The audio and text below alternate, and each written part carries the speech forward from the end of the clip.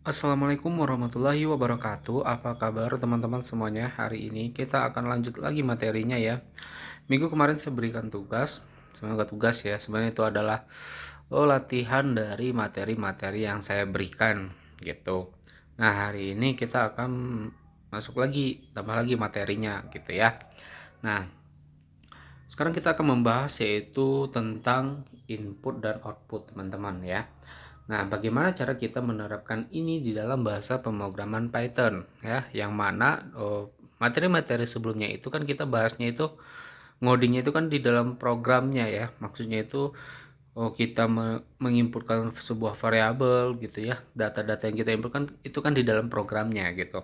Nah, bagaimana caranya kita sekarang kita menginputkan data-datanya itu di saat program berjalan gitu loh ya. Jadi kita tidak lagi mendeklarasikannya di dalam program, tetapi kita jalankan di saat program itu berjalan. Maksudnya kita inputkan datanya saat program itu berjalan gitu ya. Nah, sekarang kita lihat, perhatikan contoh-contohnya ini gitu. Nah, bagaimana caranya kita membuat hal seperti itu gitu ya. Nah, itu caranya bisa dilihat dari samping ini, bahwa ada perintah-perintah yang bisa kita gunakan agar bagaimana caranya program itu berjalan, baru kita inputkan data-datanya.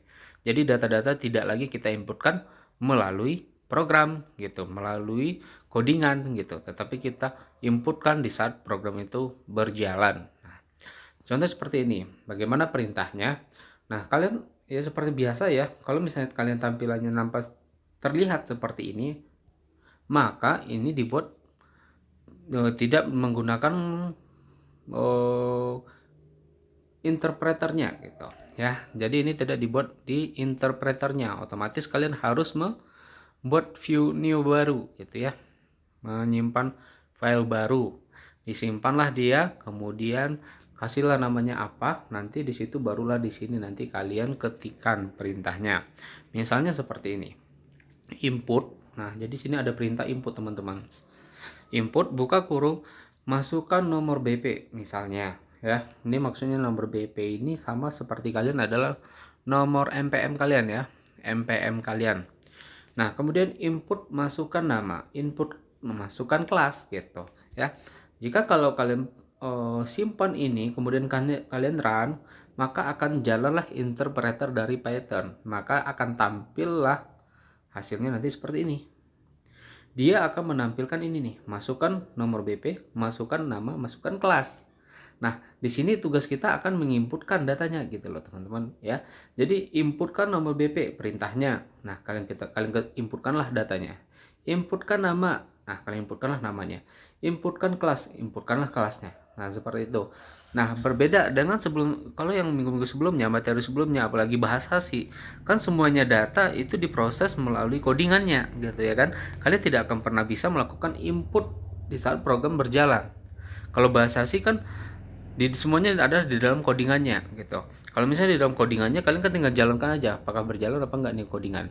Nah, berbeda kalau misalnya Python, kita bisa melakukannya seperti ini. Nah, sebaiknya memang harusnya seperti ini. Untuk input-input data itu harusnya di program yang berjalan gitu, bukan lagi di dalam codingannya gitu ya. Nanti silahkan dicobakan. Nah, kemudian ini akan tampil seperti ini. Ya, akan tampil seperti ini aja nih. Belum ada hasil outputnya nih. Nah, sekarang bagaimana cara kita membuat agar ada hasil outputnya? Maksudnya apa? Apa yang kita inputkan akan ditampilkan. Nah, caranya seperti apa? Seperti tadi, sama seperti ini, inputkan nomor BP, nama, dan kelasnya. Kemudian bagaimana cara kita ingin menampilkannya? Maka kita butuh perintah print lagi namanya. Print buka kurung, misalnya saya tambahkan kalimat gitu ya. Selamat datang gitu ya, koma, kita panggillah variabelnya, yaitu variabel nama. Nih, variabel nama ini kita panggil nama, kemudian nomor BP Anda. Nomor BP Anda adalah, maka saya panggil variabel dari nomor BP ini. Kemudian dengan kelas, variabel kelas, saya panggil variabel kelas. Di mana dia membaca ini dari variabel kelas ini. Nah, seperti itu. Nah, kalian ketik seperti ini ya, maka program akan berjalan. Nah, disuruh perintahkanlah kalian untuk inputkan nomor BP, nama, dan kelas. Nah, jika kalian inputkan, maka akan tampil otomatis outputnya di program itu langsung gitu teman-teman ya. Selamat datang, namanya siapa, nomor BP-nya berapa, kelasnya apa. Nah, seperti itu. Paham ya ilustrasi yang saya jelaskan ini? Nanti silakan dicobakan teman-teman ya. Nah, kita lanjut lagi. Contoh program input ya. Kalau misalnya kita perhatikan tadi, ini kan adalah tipe datanya, kalau kita perhatikan adalah string gitu ya. Ini hanya berupa data, maka biasa menggunakan string gitu ya. Nah, bagaimana caranya program ini apabila yang kita inputkan itu adalah number. Nah, contoh, kalian new lagi di sini, new file lagi, kemudian kalian simpan, kasih latihan lagi dia ya. Kita coding di sini. Misal seperti ini, variabelnya adalah harga. Harga sama dengan apa tipe variabelnya dari harga ini? Apakah dia mau string, apakah mau number yang mau kita inputkan? Kalau number maka kita butuh tipe datanya. Nah, saya gunakan di sini adalah integer. Integer buka kurung input ya, input buka kurung kutip harga barang titik 2. Kutip 2 tutup kurung tutup kurung. Kenapa di sini 2 tutup kurung? Karena yang buka kurungnya juga 2 di sini teman-teman ya. Jadi jangan salah gitu. Itu adalah harga. Kemudian jumlah. Jumlah, kalau kita perhatikan misalnya variabel jumlah, otomatis dia yang kita inputkan adalah berupa numerik, angka. Nah, berarti kita menggunakan tipe data integer. Apakah boleh tipe data lain digunakan di sini, Pak? Boleh jawabannya. Mau float, mau double juga boleh. Ya, tetapi sesuaikan bagaimana cara menggunakannya di Python gitu. Input jumlah barang, ya kan? Kemudian dari dua ini, hasil input ini kita lakukan proses. Prosesnya apa? Kita temukan variabel baru. Total harga, ya berarti ini variabel baru nih teman-teman. Sama dengan harga. Harga ini dari mana? Dari variabel harga yang diinputkan tadi. Kemudian dikali jumlah. Jumlah dari mana? Dari variabel yang udah dijelaskan sebelumnya tadi. Oke. Nah, print harga barang. Kita berikan kalimatnya harga barang. Dari apa ya? Dari variabel total harga. Nah, seperti itu. Jadi kita panggil total harga. Di mana dia membaca ini? Dari sini, teman-teman. Ya. Nah, jadi pas kalian jalankan programnya, maka akan tampil harga barang. Harus kalian inputkan di dalam programnya yang sudah berjalan ini. Inputkan misalnya harga barangnya berapa? 4.000 misalnya. Jumlah barang misalnya kalian inputkan 5, maka otomatis Python akan memprosesnya. Jadi berapa harga barang total seluruhnya. Nah, seperti itu kira-kira. Sederhana ya. Seperti itu. 4 baris saja udah bisa melakukan perhitungan teman-teman, proses. Berbeda dengan kalau bahasa C, kan agak ribet gitu ya. Nah, kita lanjut lagi. Misalnya seperti ini. Lebih kompleks lagi lah ya ini. Kalau ini kan baru perkalian. Ini sama ya. Kita inputkan harga dan jumlah. Kemudian prosesnya adalah total harga sama dengan harga dikali jumlah. Apabila ada diskon, misalnya dikasih diskon nih, berarti kita butuh variabel baru. Kita kasih nama variabelnya adalah diskon. Diskon sama dengan 10/100 dikali total harga. Total harga ini diperoleh dari mana? Dari hasil penjumlahan harga dikali jumlah ini. Oke, paham ya teman-teman ya? Nih ya. Nah, jadi dicarilah diskonnya. Diskon 10/100 ini berarti biasanya ini adalah diskonnya 10% gitu ya. Nah, kemudian total bayar. Kita ingin melakukan total bayar dari diskon yang diperoleh. Berarti kita butuh namanya variabel lagi. Saya kasih nama variabelnya total bayar. Sama dengan total harga. Total harga sebelumnya ini diambil dikurang dari diskon. Diskon ini perolehan dari 10% dari total harga sebelumnya. Paham ya ilustrasinya? Oke.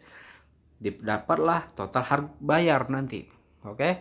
Nah, kemudian kita print harga barang keseluruhannya dulu sebelum ada diskon. Kemudian print diskon ya. Kemudian diskon. Diskon ini didapat dari mana? Dari proses ini. Oke. Print total bayar. Di mana ini diperoleh? Dari proses ini. Oke. Nah, jika ini udah selesai kodenya, kalian simpan, kemudian kalian training. Maka interpreternya akan berjalan sendiri. Kalian harus inputkan dulu harga barangnya berapa, jumlahnya berapa, kemudian akan program ini akan melakukan penjumlahan secara otomatis gitu ya. Harganya Total darinya ini dari prosesnya udah 25.000, kemudian dapat diskon 2.500. Jadi dikurangkanlah dua ini. Perolehannya dapatlah segini. Total bayar yang harus kalian bayarkan. Seperti itu contohnya teman-teman. Jadi bedanya kalau misalnya string, di sini itu nggak ada tipe datanya. Dia akan ketahuan bahwa ini string kalau tidak ada penjumlahan. Tetapi kalau misalnya ada penjumlahan yang akan dilakukan, apalagi itu berupa angka gitu ya, numerik, maka kita perlu deklarasikan tipe datanya untuk membedakan dia apakah ini string atau numerik gitu ya. Nah, jadi kita tambahkan dia di sini integer gitu. Nah, kemudian kita lanjut lagi. Nah, ini contoh programnya ya. Ini sederhana aja ya. Misalnya print mencari luas segitiga, alas kali tinggi kali luas. Misalnya gitu ya teman-teman. Ini ada lagi nggak sih? Oke. Nih. Ya kan? Nah, kita deklarasikan dulu kalau rumus segitiga itu alas kali tinggi gitu ya, 1/2 alas kali tinggi. Maka kita butuh yang namanya alas sebagai variabel, tinggi sebagai variabel, dan luas sebagai variabel juga. Yang perlu kita inputkan di dalam sistem adalah alas dan tinggi gitu ya. Nah, bagaimana caranya? Alas ini adalah variabel baru sama dengan integer. Ini apa? Ini untuk memperkenalkan bahwa variabel ini adalah numerik yang harus diinputkan, bukan lagi berupa huruf gitu ya, string. Nah, inputkan alas. Tinggi dengan tipe datanya integer. Berarti otomatis yang akan diinputkan adalah juga berupa angka. Inputkan tinggi. Nah, barulah kita buat prosesnya. Prosesnya apa? Kalau misalnya mencari luas, yaitu luas sama dengan 1/2 alas kali tinggi atau alas kali tinggi per 2. Ya, jadi luas di sini tidak perlu diinputkan juga ya teman-teman. Kenapa? Karena alas itu diperoleh dari hasil perkalian alas kali tinggi per 2 gitu. Nah, seperti itu kira-kira ya. Nah, ini udah kemana nih? Wah, ulang lagi. Nah, jadi kalau udah seperti ini prosesnya, barulah kita print. Print luas alas segitiga adalah sama dengan persen 0.f. Apa ini fungsinya teman-teman? Sama seperti di bahasa C. Kalau kita menggunakan ini adalah tipe data float. Apabila nilainya itu kira-kira berupa berkoma, maka kita gunakan float. Kalau misalnya luas segitiga pakai berkoma nggak dia? Lihat aja karena dia menggunakan per di sini. Apabila nanti ada nomornya, angka yang diinputkan itu berkoma, maka kita menggunakan tipe seperti ini. Walaupun di sini integer ya teman-teman, tetapi bisa kita kolaborasikan menggunakan 0.f. Yang mana kalau ini kan hanya berlaku di bahasa C. Ya, kalau misalnya pakai 0.f, otomatis tipe datanya adalah float, ya kan? Nah, tapi kalau di Python bisa digunakan. Tujuannya apa? Agar untuk meminimal nilai angka di belakang koma biar nggak kebanyakan. Jadi kita bisa atur. Dari apa? Persen variabel luas. Luas ini yang akan dibacanya. Maka jika kita jalankan ini programnya, inputkan alas, kita inputkan angkanya, inputkan tinggi, kita inputkan juga. Nah, kemudian otomatis program akan berjalan. Luas segitiga adalah 10. Ya, kenapa di sini misalnya 10, Pak? Karena kita gunakan ini, teman-teman. Ya, 0,0 ini sebenarnya titik ini koma ya, koma F gitu ya. Karena di komputer tidak mengenal koma. Jadi koma itu dikenal dengan titik gitu ya. Nah, F. Kalau misalnya tidak ada ini, bisa juga. Tetapi nanti di sini hasilnya akan ada komanya di belakang angka. Ya, di belakang koma ada angkanya gitu. Nah, seperti itu kira-kira. Paham teman-teman ya? Nah, saya kepingin ada tugas di sini ya. Nanti saya lihat dulu lah yang ini. Nah, ini nanti silakan dicobakan. Input dan output. Oke, bagaimana cara kita menerapkan beberapa tipe data berdasarkan jenisnya nih. Ada variabel boolean, float, ada string, ada octal, ada hexal, ada long, ada disk, list, dan tuple ya, tuple. Nah, jika kalian buat nanti seperti ini teman-teman, apa gunanya ini Pak yang merah-merah ini? Apakah ini bertanda error? Tidak teman-teman. Yang ada string-string pagar ini itu menandakan bahwa menjelaskan dari program yang dibuat. Nih, ya, meminta input string. Nah, coba masukkan ini. Ada perintah di sini. Ini bukan error ya. Tapi dengan adanya pagar itu menandakan bahwa ini adalah kalimat. Jadi ini tidak akan terbaca di dalam codingan Python. Nah, seperti itu. Kalian buat seperti ini maka dia akan tampil seperti ini, teman-teman.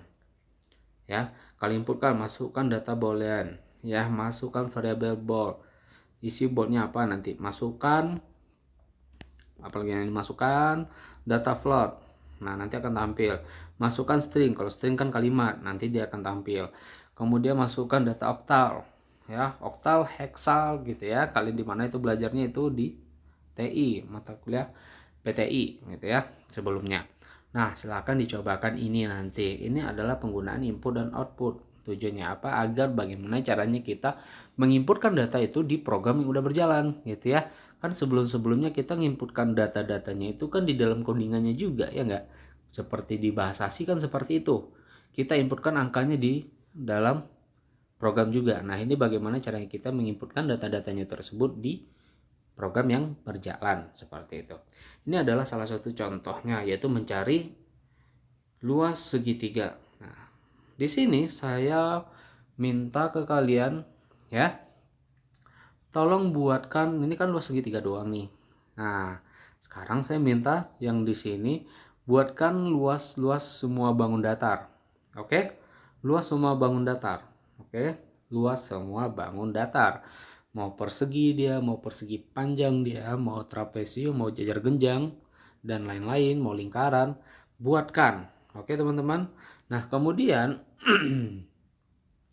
juga buatkan volume, berarti ini udah bangun ruang ya.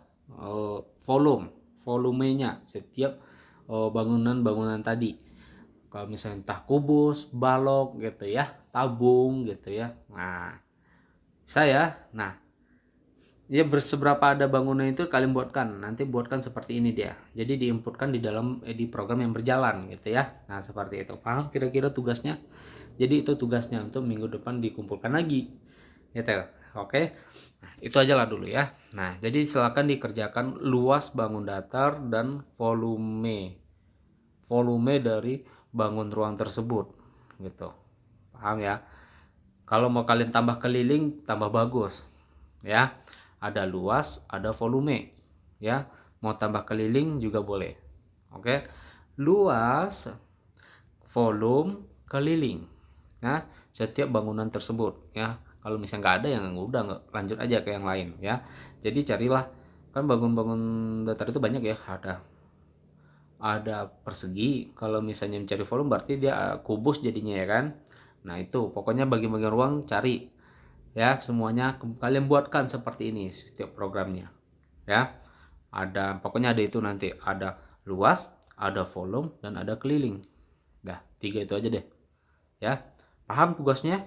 Minggu depan dikumpul ya. Tugasnya seperti ini. Mau kalian percantik dia juga boleh, terserah kalian.